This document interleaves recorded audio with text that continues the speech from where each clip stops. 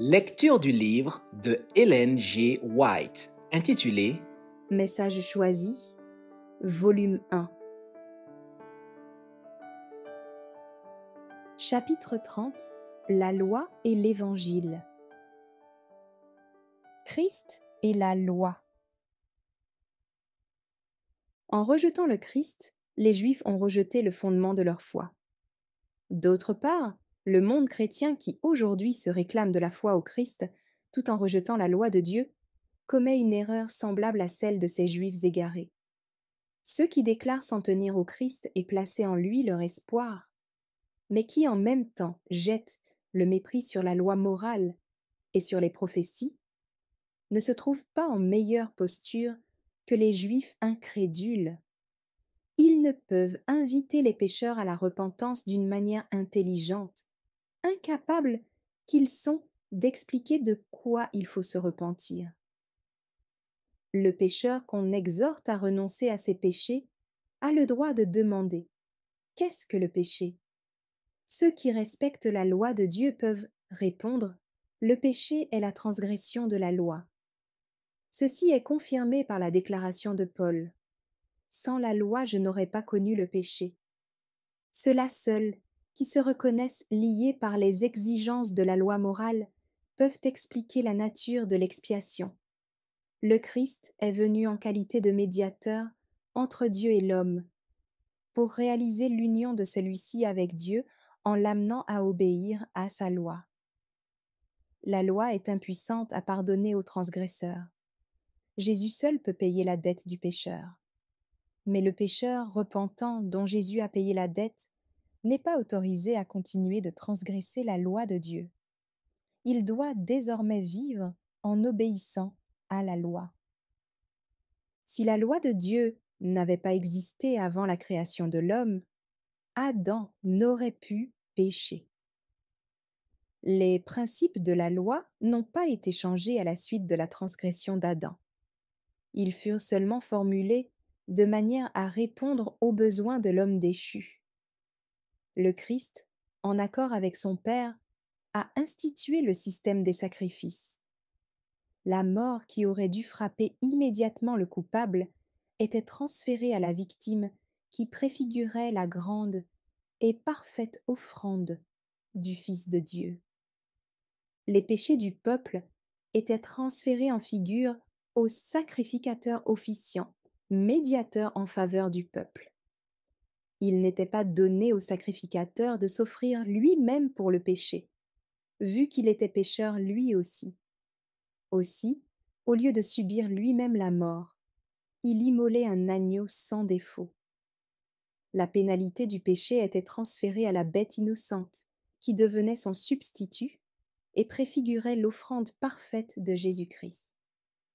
Dans le sang de cette victime, la foi de l'homme entrevoyait le sang du Christ, qui devait expier les péchés du monde. But de la loi cérémonielle. Si Adam n'avait pas transgressé la loi de Dieu, la loi cérémonielle n'eût jamais été instituée. La bonne nouvelle fut apportée à Adam pour la première fois, lorsqu'il lui fut dit que la postérité de la femme écraserait la tête du serpent. Elle fut transmise d'une génération à l'autre jusqu'à Noé, Abraham et Moïse. C'est le Christ lui-même qui fit connaître à Adam et à Ève le plan du salut. Ils gardèrent cette leçon importante comme un précieux trésor et le transmirent oralement à leurs enfants et aux enfants de leurs enfants. Ainsi se conserva la connaissance de la loi de Dieu. En ce temps-là, les hommes vivaient près de 1000 ans, et des anges les visitaient pour leur apporter les instructions du Christ. On adorait Dieu par des sacrifices.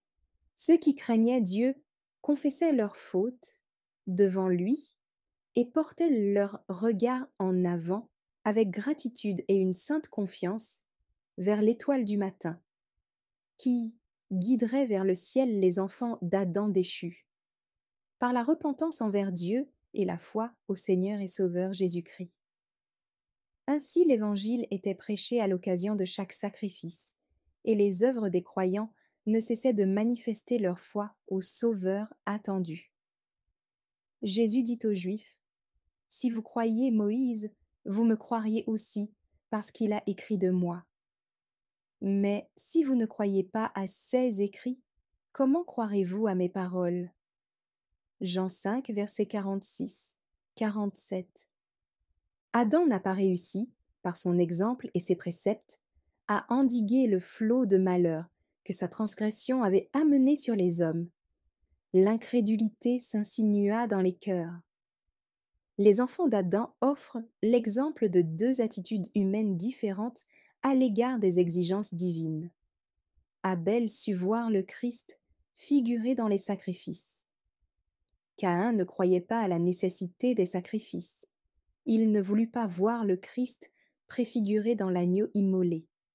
Le sang des bêtes lui semblait privé de vertu. L'Évangile fut annoncé à Caïn aussi bien qu'à son frère.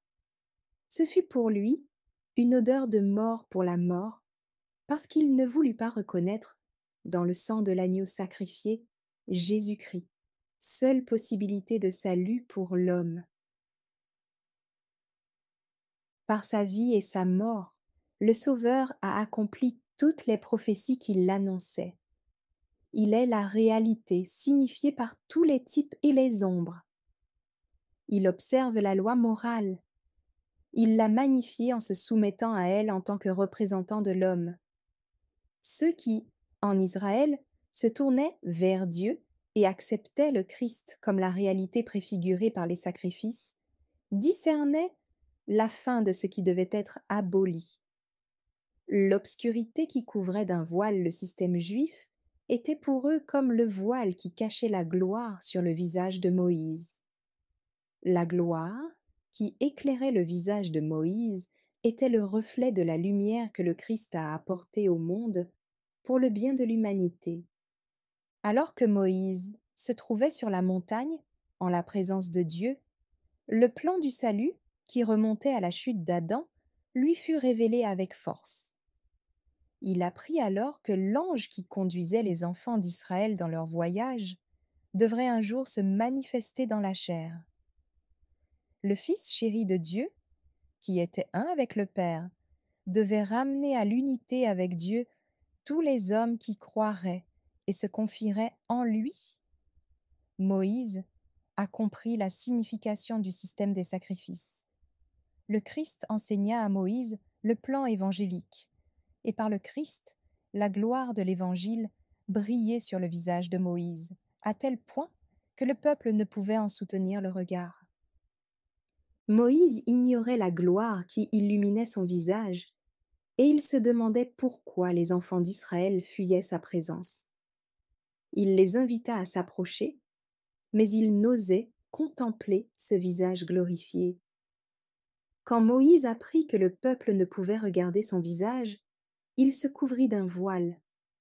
C'est parce que les enfants d'Israël transgressaient la sainte loi de Dieu qu'il leur était si pénible de regarder le visage de Moïse. Ainsi sont dévoilés les sentiments de ceux qui violent la loi de Dieu. Ils désirent fuir sa lumière pénétrante qui terrorise le transgresseur, alors qu'elle semble sainte, juste et bonne aux fidèles. Ceux-là seuls, qui estiment la loi de Dieu à sa juste valeur, peuvent estimer l'expiation du Christ, rendue nécessaire par la violation de la loi du Père. Ceux qui entretiennent l'idée qu'il n'y avait pas de sauveur sous l'ancienne dispensation portent un sombre voile sur leur entendement, comme les Juifs qui ont rejeté le Christ. Les Juifs confessaient leur foi au Messie à venir par les sacrifices préfigurant le Christ. Néanmoins, quand Jésus parut, accomplissant toutes les prophéties relatives au Messie promis et produisant des œuvres qui le marquaient en tant que divin Fils de Dieu, ils le rejetèrent et refusèrent d'accepter les preuves les plus évidentes de son véritable caractère. L'Église chrétienne, d'autre part, qui, tout en professant la plus grande foi en Christ, méprise le système juif, renie virtuellement le Christ, qui se trouve à l'origine de toute l'économie juive. Merci d'avoir écouté cette lecture. Si vous avez des questions ou des remarques sur le thème abordé, n'hésitez pas à les partager dans les commentaires et notre équipe ne manquera pas de les considérer. À bientôt sur lereste.org.